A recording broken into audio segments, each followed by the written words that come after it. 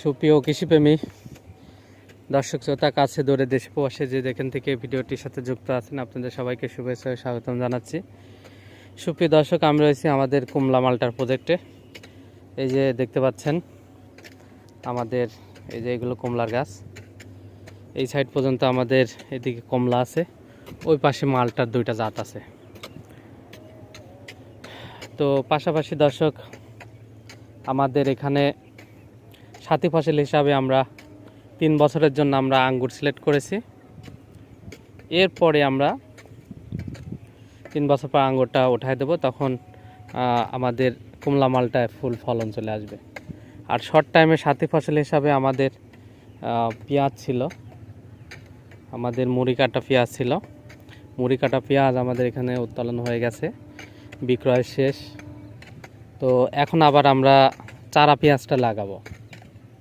চারা পেঁয়াজের জন্য এই যে বেড আবার প্রস্তুত করা হচ্ছে।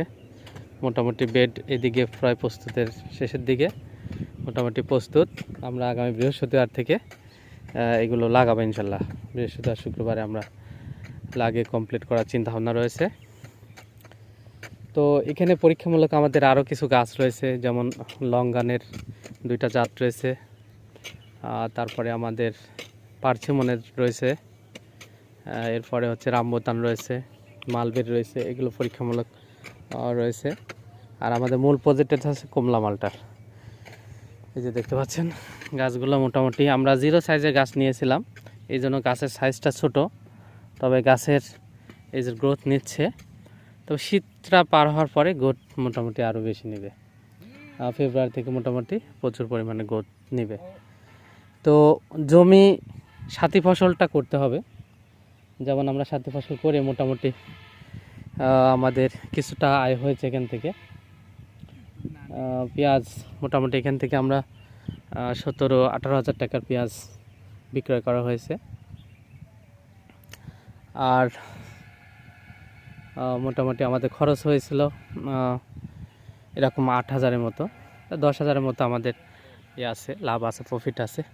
তো ফেলে রাখার চাইতে 10,000 টাকা প্রফিট হলো, আবার চারা পেঁয়াজে যদি এরকম লাভ হয়, তো দেখা যাচ্ছে আমাদের শ্রমিকের বিলটা মোটামুটি কিছুটা লাঘব করা যায় আর কি।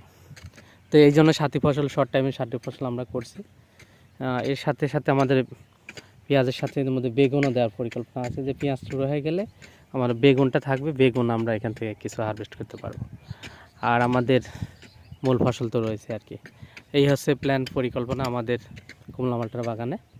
এই তো আর কি অবস্থা দর্শক। তো আমরা এখন অচিরেই আমরা অচিরে বলতে বৃহস্পতিবার শুক্রবার ওই দিকে আমরা লাগিয়ে দেবো আমাদের পেঁয়াজটা। তো ধন্যবাদ সবাইকে, সঙ্গে থাকবেন, প্রতিনিয়ত ভিডিও দেবো ইনশাল্লাহ। আমাদের চ্যানেল যারা সাবস্ক্রাইব করেন, সাবস্ক্রাইব করে সঙ্গে থাকবেন। আল্লাহ হাফেজ।